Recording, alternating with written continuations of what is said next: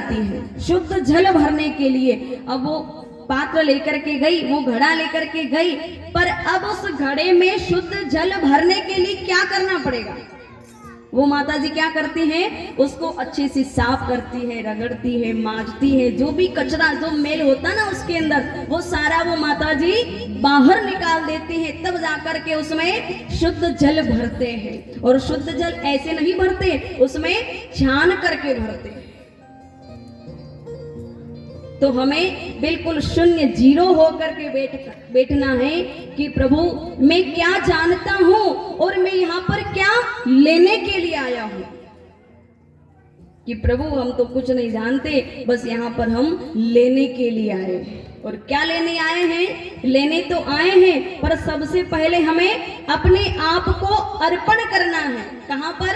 भगवान के चरणों में। भागवत के अंदर अपने आप को सरेंडर कर दीजिए, अर्पण कर दीजिए कि प्रभु तू मेरा और मैं तेरा, अर्पण कर दो। फिर अर्पण के बाद आता है दर्पण, कि कथा हमें क्या दिखा रही है। कथा क्या दिखाती है? भगवान की कथा। ये कोई अलग से नहीं है, जो भगवान के साथ में घटित हुआ है वो भी हमारे जीवन में घटित हो रहा है। ये कथा हमें दिखा रही है, भगवान की कथा। तीसरा शब्द है समर्पण। अपने आप को गोविंद के चरणों में समर्पण करना है, समर्पित करना है। इस तन और मन को समर्पण करना। अर्पण, दर्पण और समर्पण, ये तीन शब्द हैं।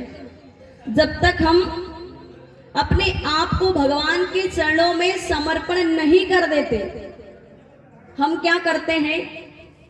जब हम कहीं जा रहे हैं, घर से निकलते हैं, तो क्या होता है कि कभी कभी बिल्ली रास्ता काट देती है ना।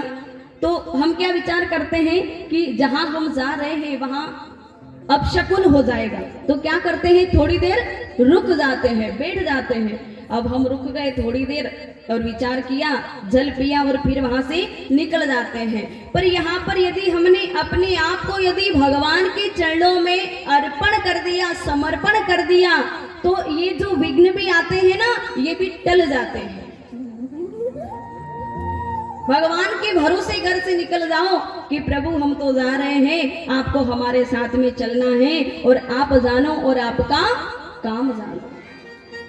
समर्पण कर दो। जब तक हम भगवान के ऊपर छोड़ेंगे नहीं, समर्पण करेंगे नहीं, तब तक भगवान भी हमें पकड़ेंगे नहीं। क्योंकि हम यही विचार करते हैं कि जो कार्य करना है वो हम स्वयं कर लेंगे। जब तक हमने मन में ये निश्चय बनाया कि हम कर सकते हैं, तब तक भगवान भी ध्यान नहीं देते। जब हमने अपने आप को भगवान के चरणों में न्यौछावर कर दिया, समर्पण कर दिया, तब जाकर के भगवान बिल्कुल आपकी ओर केंद्रित हो जाते हैं, सबकी ओर केंद्रित हो जाते हैं कि अब इसने सारा जीवन का जो कार्य है सारा मेरे ऊपर छोड़ दिया है। यहाँ पर अर्पण, दर्पण और समर्पण।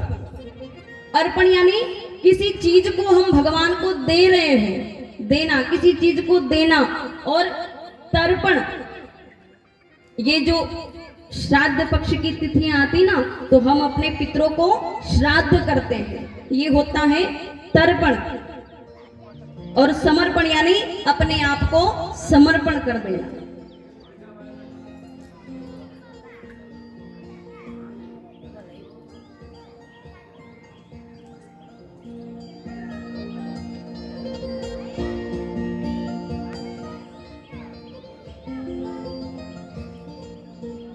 श्रीमद् भागवत कथा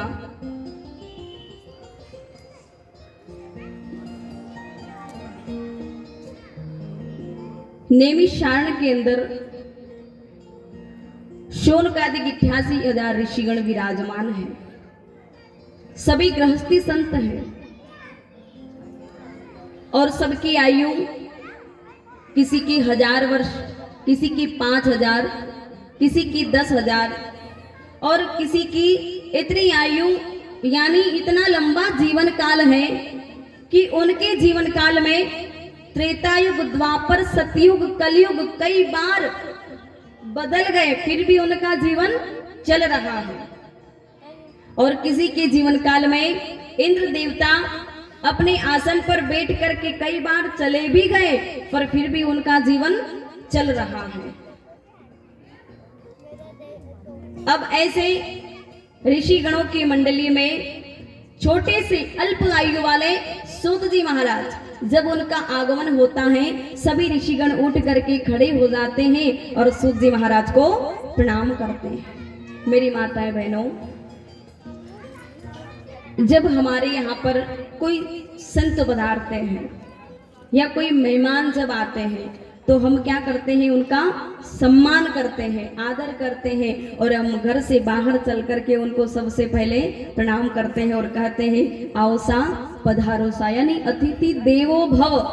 अतिथि हमारे लिए देवता के समान होते हैं तो हम उनका सम्मान करते हैं, आदर करते हैं। ऐसे ही जब ऋषिगणों की मंडली में सूत जी महाराज जब उनका आगमन होता है तो सभी ऋषिगण उठ करके खड़े हो जाते हैं और सूत जी महाराज को प्रणाम करते हैं। सूत जी महाराज कहने लगे, अरे मैं तो नन्हा सा बालक हूं और साहब आप सब तो मुझसे बड़े हैं, आयु में बड़े, और आप मुझे प्रणाम कर रहे हैं। तब ऋषिगण कहने लगे, प्रभु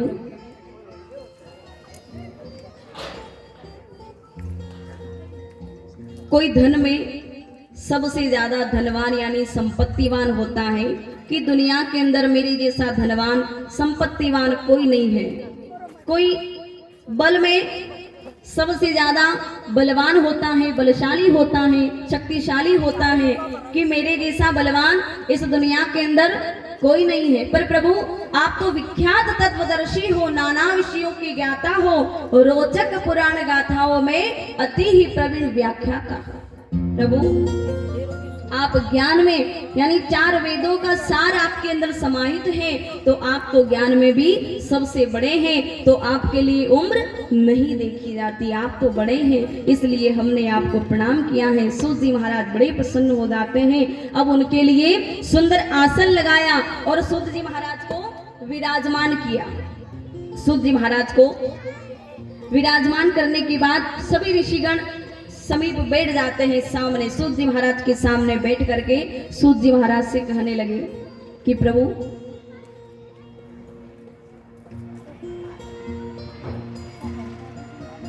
आज हमारे मन में एक प्रश्न आया है।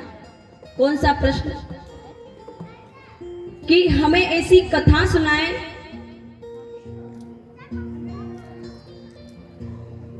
जिस कथा को सुनकर के भगवान की प्राप्ति हो, गोविंद की प्राप्ति हो।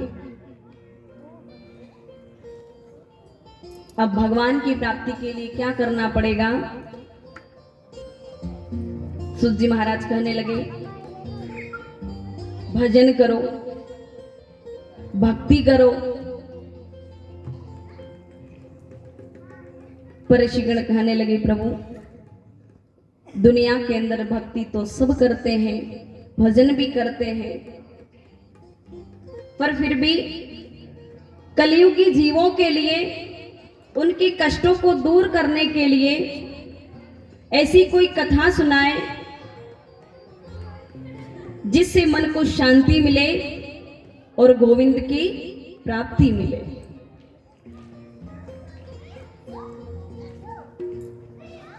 सूत जी महाराज सोनकादि ऋषिगण को कहने लगे, गोविंद की प्राप्ति का मार्ग है श्रीमद् भागवत